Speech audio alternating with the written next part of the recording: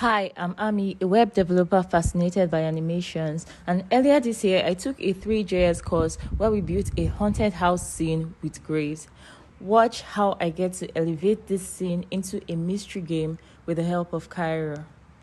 Firstly, I needed to rebuild the original 3JS scene into React Tree Fiber, and I did that by putting the initial JavaScript files into the Cairo project, and then I created the initial steering document and the game requirements. So I needed it to have the scene as an entrance to a game that is going to have like several other games.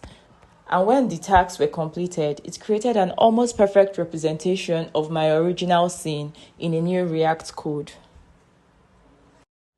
I felt the need to do a side-by-side representation so that you can see how good the Cairo implementation on the left is compared to the original scene that was created on the right, which was done with JavaScript.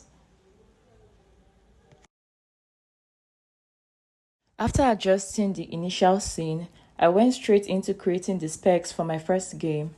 And after creating the specs and all the tasks and a little bit of vibe coding and getting some free assets, testing those free assets with Cairo to make sure that they are size friendly for the web, I was able to create the first game, which is called Pumpkin Slicer, modeled after Fruit Ninja.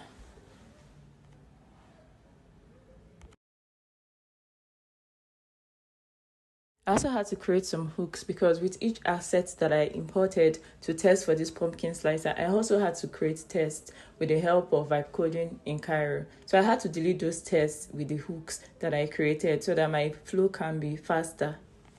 With the same technique, I built the second game, Tomb Racer, which is an endless racing game. So far, I have learned to build fast, pivot when needed, and create a complete game experience from scratch. Haunted House Party is just getting started. And I hope to add more games to Haunted House Party with the help of Cairo, my trusted